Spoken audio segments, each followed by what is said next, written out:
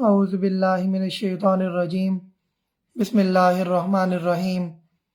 تفسیر قرآن مجید کے سیشن کا باقاعدہ آغاز ہوا چاہتا ہے۔ پارہ نمبر 19 کے اندر ابتدائی دو آیات آیت نمبر 21 اور 22 کے اندر مشرکین مکہ کے دو بے بنیاد اعتراضات کا جواب دیا گیا ہے۔ آیت نمبر 23-24 میں کافروں کی نیکیوں کا انجام بیان کیا گیا ہے کہ ان کی نیکیوں کی اللہ کے ہاں کوئی قدر نہیں۔ اللہ آگے بڑھ کر کافروں کی نیکیوں کو ٹھوکر مار کر رضا رضا کر دے گا۔ نیکیاں وہی قبول ہوں گی جو ایمان کے ساتھ ہوں گی۔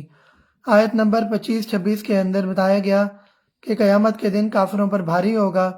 آیت نمبر 27-29 میں بری دوستی بری صحبت کا انجام بیان کیا گیا ہے۔ آیت نمبر 30-31 میں اللہ کے رسول کا شکوہ بیان کیا گیا ہے، اور وہ شکوہ یہ ہوگا قیامت کے روز کہ اللہ تو نے میری قوم کو، میری امت کو قرآن جیسی نعمت دی، لیکن میری امت نے اس کی قدر نہیں کی۔ اس کی وضاحت تفسیر کی کتابوں میں کی گئی ہے۔ آیت نمبر 32-34 میں کافروں کے ایک اور اعتراض کی طرف اشارہ کیا گیا ہے، جواب دیا گیا ہے اس کا۔ آیت نمبر 35-40 میں ماضی کی کئی عبرتناک قوموں کا انجام بیان کیا گیا ہے۔ اس کی وجہ کیا ہے؟ وجہ یہ بیان کی جاتی ہے تاکہ آنے والی قومیں اس سے عبرت حاصل کریں اور اپنی آخرت کو بہتر بنا سکیں۔ ان آیات کے اندر آل فرعون، قوم نوح، قوم عاد، قوم سمود، کنویں والے اور قوم لوط کا تذکرہ شامل کیا گیا ہے۔ آیت نمبر 41-42 میں گستاخان رسول کا انجام بیان کیا گیا ہے۔ آیت نمبر 43-44 میں بتایا گیا کہ نفس کی پیروی بھی شرک ہے۔ کچھ لوگوں کا معبود ان کی خواہشات ہوتی ہیں، وہ اللہ کے احکامات کے بجائے نفسانی خواہشات کی پیروی کرتے ہیں، گویا ان کا رب ہوں۔ آیت نمبر 45-51 میں اللہ کی نعمتوں کا تذکرہ کیا گیا ہے۔ آیت نمبر 52 میں جہاد بالقرآن کہ قرآن کے ذریعے بھی جہاد کرو، کفار کے خلاف قرآن حکیم کے ذریعے جہاد کریں۔ مقصد یہ ہے کہ قرآن کے ذریعے ان پر حق کو واضح کر دیں، ان کے باطل عقائد کی نفی کریں اور ان کے اعتراضات و سوالات کے جواب قرآن مجید کے ذریعے دیں۔ آیت نمبر 53-55 میں اللہ تعالیٰ کی ان نعمتوں کا ذکر کیا گیا ہے جن کا تعلق پانی سے ہے۔ پانی کہیں نمکین ہوتا ہے، کہیں میٹھا ہے، تو اللہ نے ان سب کا تذکرہ بڑے لطیف انداز میں کیا ہے۔ آیت نمبر 56-60 میں اللہ اور اس کے رسول کی عظمت کا تذکرہ بیان کیا گیا ہے۔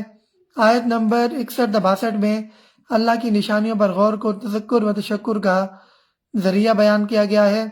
آیت نمبر 63-67 کے اندر اللہ کے محبوب بندوں کے 5 اوصاف کا تذکرہ کیا گیا ہے کہ وہ تکبر نہیں کرتے، بندہ سمجھتے ہیں خود کو، طویل قیام و سجود کرتے ہیں، جہنم کی ہولناکی سے لرزہ بد اندام رہتے ہیں، مال خرچ کرتے ہوئے میانہ روی سے کام لیتے ہیں۔ آیت نمبر 68-71 میں بڑے بڑے گناہ اور ان سے توبہ کے ثمرات بیان کیے گئے ہیں۔ گناہ یہ کون کون سے ہیں؟ ان میں شرک ہے، قتل ہے اور زنا کو بڑے گناہ قرار دیا گیا ہے۔ آیت نمبر 72-74 میں اللہ کے محبوب بندوں کی 4 صفات بیان کی گئی ہیں۔ آیت نمبر 75-76 میں اللہ کے محبوب بندوں کا حسین انجام بیان کیا گیا ہے، اور آیت نمبر 77 میں مشرکین مکہ کے لیے دھمکی دی گئی ہے کہ اگر وہ نیکی کی طرف راغب نہیں ہوں گے تو ان کا انجام کیا ہوگا۔ پھر سورہ شعراء شروع ہوتی ہے۔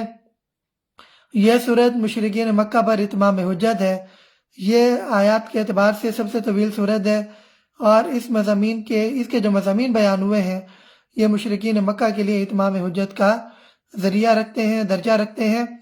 اس کے بعد یہ سورت کا باقاعدہ جو آغاز ہوتا ہے، پہلی 4 آیات کے اندر نبی کریم صلی اللہ علیہ وسلم کی دلجوئی کی گئی۔ آیت نمبر 5-9 کے اندر بتایا گیا کہ مشرکین پر عذاب آنے والا ہے۔ آیت نمبر 10-17 میں موسیٰ علیہ السلام کو فرعون کے پاس جانے کا حکم دیا گیا ہے۔ آیت نمبر 18-22 کے اندر فرعون کا طعنہ اور موسیٰ علیہ السلام کا جواب۔ آیت نمبر 23-33 میں حقیقی رب کون ہے اس کے بارے میں بتایا گیا ہے۔ یہاں پر حضرت موسیٰ علیہ السلام اور فرعون کے درمیان مکالمہ بیان ہوا ہے۔ اس کے بعد آیت نمبر 34-48 میں موسیٰ علیہ السلام اور جادوگروں کے درمیان مقابلہ کہ موسیٰ علیہ السلام کی لاٹھی اژدہا بن گئی، پھر ان کے اژدھے آئے، ان کے درمیان مقابلہ ہوا، جادوگر سجدہ کرنے لگ گئے۔ یہ پورا واقعہ تفصیل کے ساتھ آیت در آیت مذکور ہے۔ آیت نمبر 49-51 میں جادوگروں کی استقامت کا بیان کیا گیا ہے کہ فرعون نے ان کو دھمکیاں دی، لیکن جب وہ استقامت کی طرف آ گئے تو انہوں نے فرعون کی ایک نہ مانی۔ آیت نمبر 52 تا 60 میں فرعون کے تعاقب کی طرف اشارہ کیا گیا ہے۔ آیت نمبر 61-68 میں اللہ پر توکل کی مثال بیان کی گئی ہے۔ آیت نمبر 69-77 میں بت پرستوں سے ابراہیم علیہ السلام کے سوالات کا تذکرہ آیا ہے۔ آیت نمبر 78-82 میں ذکر معرفت ربانی ابراہیم علیہ السلام کی زبانی بیان کیا گیا ہے۔ آیت نمبر 83-89 میں ابراہیم علیہ السلام کی ایمان افروز دعائیں بیان کی گئی ہیں اور ان دعاؤں کا پھر قبول کرنا بتایا گیا ہے۔ آیت نمبر 90-104 میں جہنم میں گمراہوں کی آہوزاری کا تذکرہ کیا گیا ہے۔ آیت نمبر 105-110 میں نوح علیہ السلام کی بے مثال دعوت کا تذکرہ کیا گیا ہے کہ وہ کس چیز کی دعوت دیتے تھے، اس دعوت کا انجام کیا تھا۔ آیت نمبر 111-122 میں نوح علیہ السلام کی قوم کا اعتراض اور نوح علیہ السلام کا جواب یہ یہاں پر بیان کیا گیا ہے۔ آیت نمبر 123-135 کے اندر ہود علیہ السلام کی دعوت بیان کی گئی ہے، ان کی قوم کی ہٹ درمی بیان کی گئی ہے۔ اس کے بعد آیت نمبر 136-140 ہود علیہ السلام کی قوم کی ہٹ درمی اور ان کا انجام۔ آیت نمبر 141-152 حضرت صالح علیہ السلام کی اپنی قوم کو دعوت کہ میں اللہ کا رسول ہوں، میری اطاعت کرو، اللہ کی نافرمانی نہ کرو، میں تم سے کسی اجر کا سوال نہیں کرتا، لیکن ان کی قوم نے بھی آخرت کی ناکامی کو گلے لگایا۔ آیت نمبر 153-159 میں حضرت صالح علیہ السلام کی قوم کا تکبر بیان ہوا ہے۔ آیت نمبر 160-166 میں حضرت لوط علیہ السلام کی دعوت بیان کی گئی ہے۔ آیت نمبر 167-175 میں قوم لوط کی جہالت کا تذکرہ ہے۔ آیت نمبر 176-184 میں حضرت شعیب علیہ السلام کی دعوت بیان کی گئی ہے۔ آیت نمبر 185-191 میں جنگل والوں کی رعونت یعنی حضرت شعیب علیہ السلام کی قوم کا تذکرہ ہے اور ان کا انجام ہے۔ آیت نمبر 192-195 میں بتایا گیا ہے کہ قرآن مجید کن الفاظ کے ساتھ نازل ہوا ہے۔ ان آیات میں قرآن مجید کی عظمت بیان کی گئی ہے کہ یہ اللہ کا کلام ہے جسے حضرت جبرائیل کے ذریعے نبی کریم صلی اللہ علیہ وسلم کے قلب اطہر پر نازل کیا گیا اور عربی میں نازل کیا گیا تاکہ لوگ اسے سمجھ سکیں۔ آیت نمبر 196-197 میں بتایا گیا کہ سابقہ آسمانی کتب قرآن کی عظمت پر دلیل ہیں۔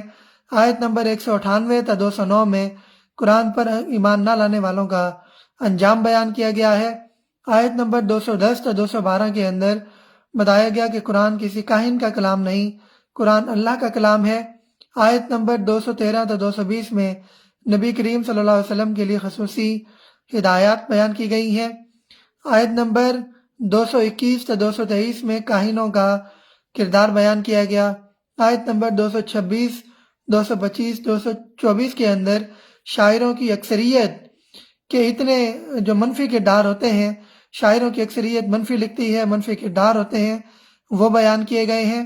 اور آیت نمبر 227 جو کہ اس سورت کی آخری آیت ہے، اس میں یہ بتایا گیا کہ اچھے شعراء بھی ہوتے ہیں جو اللہ کی مدح کرتے ہیں، نبی صلی اللہ علیہ وسلم کی نعتیں لکھتے ہیں، ان کے بارے میں تعریف کی گئی ہے، توصیف کی گئی ہے اور ان کے بارے میں احکامات بیان کیے گئے ہیں کہ سارے برے نہیں ہوتے، کچھ اچھے لوگ بھی یہاں پر موجود ہوتے ہیں۔ پھر سورہ نمل کے اندر اس کے بعد سورہ نمل آتی ہے جس میں اللہ کی بے مثال قدرتوں کا بیان کیا گیا ہے، جس میں پہلی 6 آیات کے اندر ایمان بالآخرت کا تذکرہ کیا گیا ہے۔ آیت نمبر 7 تا 14 کے اندر موسیٰ علیہ السلام پر ظہور نبوت کا تذکرہ کیا گیا ہے۔ آیت نمبر 15 تا 19 میں سلیمان علیہ السلام پر اللہ کا فضل بیان کیا گیا۔ آیت نمبر 20 تا 28 میں ہدہد کے ذریعے قوم سبا کا تعارف بیان کیا گیا ہے۔ آیت نمبر 29 تا 33 میں ملکہ سبا کی مشاورت کا تذکرہ آتا ہے، اور اس کے بعد آیت نمبر 34-35 میں ملکہ سبا کے حکیمانہ قول کا تذکرہ کیا گیا ہے۔ آیت نمبر 36-37 میں حضرت سلیمان علیہ السلام کی دنیا سے نفرت کا تذکرہ بڑے لطیف انداز میں آتا ہے۔ آیت نمبر 38 تا 41 میں سلیمان علیہ السلام پر اللہ کے انعامات کا تذکرہ ہے۔ آیت نمبر 42 تا 44 میں ملکہ سبا کے قبول اسلام کی داستان ہے۔ آیت نمبر 45 تا 47 میں قوم سمود کی بدبختی کا تذکرہ بیان کیا ہے اللہ رب العزت نے کہ ان کی طرف کامیابی کے لیے خیر کے لیے نبی بھیجا گیا، لیکن انہوں نے آزمائش کو قبول کیا، کامیابی کو قبول نہیں کیا۔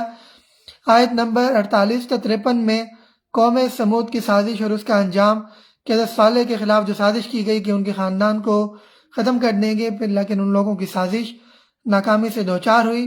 آیت نمبر 54 تا 58 میں قوم لوط کی خباثت اور اس کا انجام کہ وہ کیا خباثت کیا کرتے تھے اور ان کا انجام کس طرح ہوا۔ اللہ نے ان پر کنکریوں کی بارش برسائی، پوری قوم تباہ ہوئی۔ لوط علیہ السلام کی قوم بھی برباد ہو گئی کیونکہ اس کی ہمدردیاں فاسق قوم کے ساتھ دیں۔ آیت نمبر 59 میں بتایا گیا کہ اللہ بہتر ہے یا معبودان باطلہ۔ یہاں پر تمام قسم کے مشرکین کو مخاطب کیا گیا ہے، چاہے وہ بت پرست ہیں، چاہے وہ قبر پرست ہیں، مزار پرست ہیں، جس طرح کے بھی لوگ ہیں، تمام لوگوں کا مخاطب ہیں۔ ایسے لوگ آخرت کے روز ناکامی کا سامنا کریں گے اور پھر ان کا کوئی برسان حال نہیں ہوگا۔ آج کے سپارے کا باقاعدہ اختتام ہوا، اور میں یہاں پر ایک بات واضح کرتا چلوں، چونکہ یہ تفسیر قرآن مجید کا سیشن ہوتا ہے، آپ لوگوں کے پیغامات آ رہے ہوتے ہیں، یہ آپ لوگوں کی بڑائی ہے اور عظمت ہے کہ آپ وقت نکال کر قرآن مجید کے اس سیشن میں شامل ہوتے ہیں۔ میسیج ہم آپ کے دیکھ رہے ہوتے ہیں، لیکن قرآن مجید کو چھوڑ کر جواب دینا ممکن نہیں ہوتا۔ آج کے سیشن میں عبدالغفور کیسر صاحب جو ہیں یہ کافی متحرک رہے ہیں، ان کو وعلیکم السلام، اور ان کے اور پیغامات بھی ہیں کہ جی بالکل حضرت موسیٰ کا مبنی میں اتنی معلومات، یہ اللہ رب العزت کا فضل ہے، ہمارا اس میں کوئی کردار نہیں ہے، اللہ تعالیٰ اس کو قبول فرمائے۔ تو یہ جتنے بھی آپ کے سوالات ہوتے ہیں یا سلام ہوتے ہیں وہ ہم سن رہے ہوتے ہیں، بعد میں انشاءاللہ جواب دے دیا کریں گے۔ سلامت رہیں، بہت شکریہ، جزاک اللہ خیرہ۔ کل ملاقات ہوگی، تب تک کے لیے اجازت، اللہ حافظ۔